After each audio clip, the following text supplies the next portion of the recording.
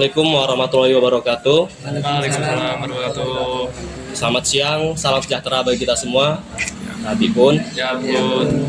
mohon izin, Ibu, kami dari mahasiswa UM Metro dan jurusan Fakultas Ilmu Komputer, izin ingin mewawancarai Ibu Titi dalam jabatannya sebagai Kasubag Umum dan Kepegawaian pada Dinas Damkar dan Keselamatan Kota Metro.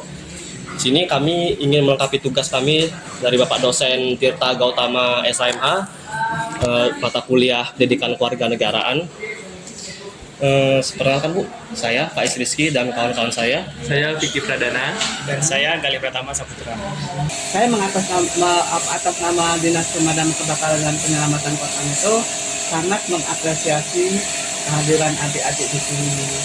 Jadi untuk mempersingkat waktu, monggo kira-kira apa pertanyaan yang akan disampaikan, dan saya berusaha untuk menjawab pertanyaan-pertanyaan itu semampu saya. Izin saya Bu yang jawab untuk pertanyaan pertama ya.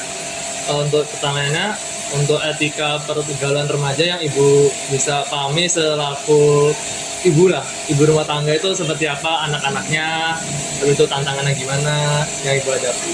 Kita harus hati-hati, bisa memilah, karena kami sebagai orang tua membingungkan, dan pengalaman saya terus terang saja kita ketar-ketir dengan pergaulan yang ala globalisasi sekarang ini. Jadi kalau kita itu tidak bisa memilah, memilih, itu ya apa ya, sepertinya pergaulan itu lebih berpengaruh daripada di rumah. Ya, betul, Ada kan ya? Ada Bu. Ada kan, artinya di rumah itu kesannya anak itu nurut, manut, ibadahnya oke, bacanya tekun. Tapi itu akan beda ketika berkumpul dengan teman-temannya di lingkungan yang ya lingkungan yang mereka, artinya mereka itu bergaul di lingkungan yang bagaimana. Nah, jadi kalau sepanjang anak-anak itu tidak bisa ngerem, tidak bisa memilah, ya itu ya akan terpengaruh. Apalagi sekarang adanya apa sih yang pergaulan bebas, narkoba. Kalau untuk dari pergaulan, pesan saya ya hati-hatilah gitu loh. Kalian berpikirlah bahwa intinya segala sesuatunya restu orang tua. Karena dengan restu orang tua itu insya Allah kita itu sehat lahir batin, sukses dunia akhirat.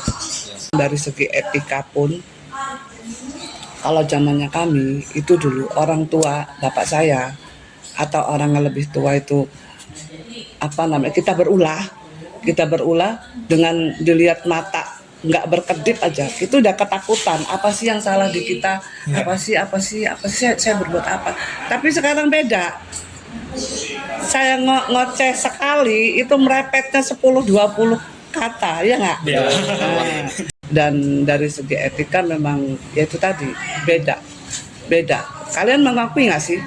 Akui lah Bu. Ya, Ngakui nggak etika anak-anak sekarang itu seperti apa? Ya, Lebih Makanya pesan saya, gimana caranya walaupun kita itu ini berusahalah untuk apa ya, memilah pergaulan itu, apalagi kalian itu kan jauh dari orang tua ya, ya. anak kos ya, itu benar-benar yang aduh, dengan yang gaya-gaya yang ala-ala semuanya serba lewat gadget. gadget itu kan apapun bisa diklik, isinya kita nulis satu angka aja branded udah keluar semua. Pokoknya semangat lah istilahnya itu sekarang tuh orang tua itu kebanyakan, ya saya sendiri gitu, kalau bisa apapun yang dirasakan itu sakit-sakitnya udahlah biar kami aja yang merasakan, anak-anak jangan.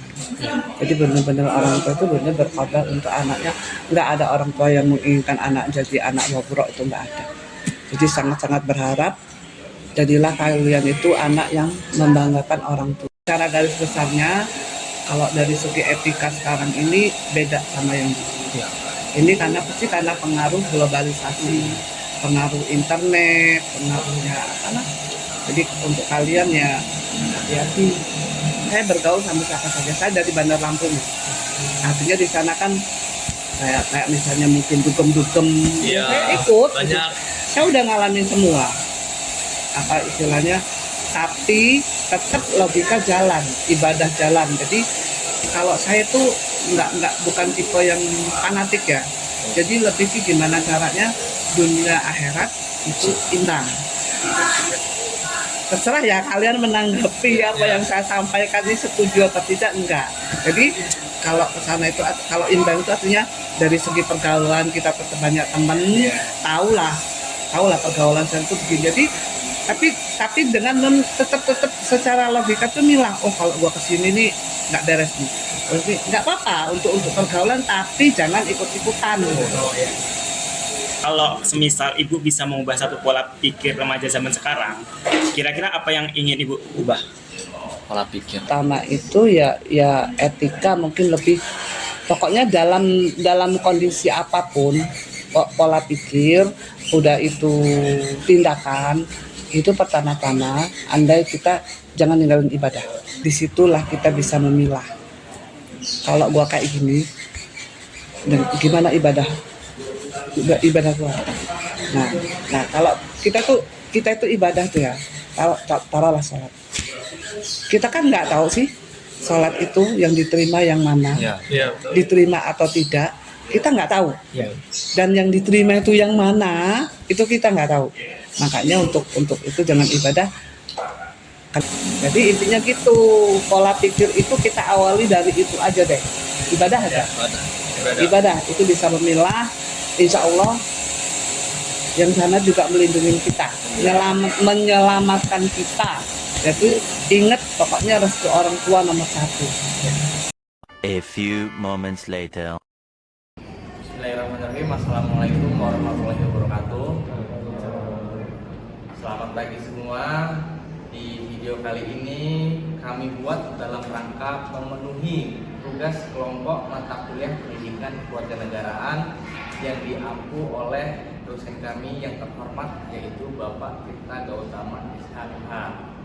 Pada kesempatan kali ini kami akan membahas topik yang sangat relate sama anak muda, yaitu tentang etika bergaul remaja saat ini. Di sini kami bersama dengan Bapak Dr. Suyud Widodo, MPD, selaku dosen Bahasa Indonesia Universitas Muhammadiyah Metro. Oke, langsung saja kita buka sesi wawancara tanya jawab. Mungkin akan ada pertanyaan yang akan diberikan oleh kakak saya. Silakan. Baik Pak.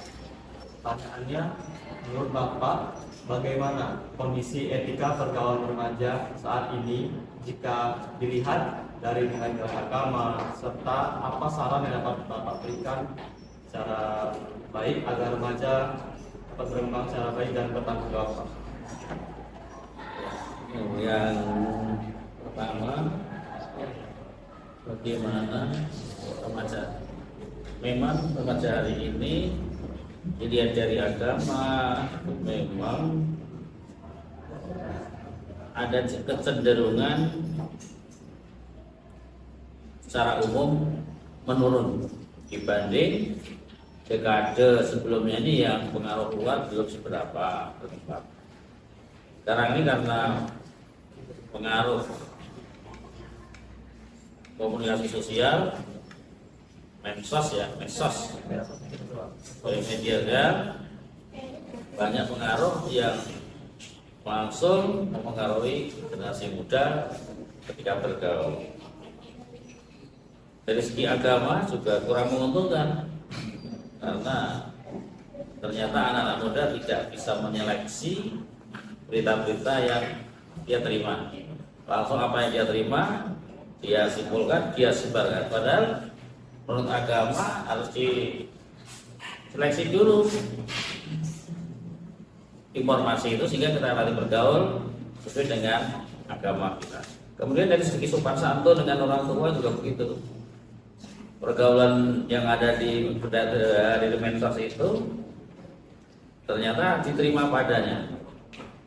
Padahal seharusnya kita di rumah masing-masing pun punya aturan, punya sopan santun yang masih dipegang erat oleh orang tua. Namun anak-anak muda terlalu cepat untuk meniru yang dari luar. Untuk itu memang harus disadari bahwa hari ini perkembangan remaja hari ini, anak-anak muda ini memang perlu penanganan yang serius mumpung belum terlanjur. Lebih baik mencegah dengan cara berpendidikan lewat musola, masjid, kelompok remaja sendiri. Kemudian ada pendidikan yang khusus yang memang positif, jadi tidak boleh asal punya nama itu dianggap mentereng, tidak. Yang namanya mentereng itu harusnya yang bisa menuntun anak-anak muda menjadi anak yang baik. Itu kira-kira saja. Masih Pak. Baik, pertama-tama saya ucapkan terima kasih atas jawaban dari Bapak. Kemudian saya ingin bertanya Pak, bagaimana pandangan Bapak, maksudnya pandangan orang tua dalam menyikapi etika pergaulan bebas pada saat ini Pak? Ya, tentang berbebas etika yang harus diawali dari diri kita, mulai keluarga. Paling penting adalah itu. Jadi harus setiap keluarga harus bisa mengawal, membela ini anak cucunya, ya, anak penghuni keluarga itu dibeting dengan ajaran agama ketat, secara ketat ya. Jadi tidak boleh longgar. Karena kalau sudah hubungan dengan sosial media, kalau apa yang terjadi juga tidak tahu. Maka peran keluarga menentukan, dan kelak anak-anak itu, anak muda tadi menjadi penerus keluarga itu.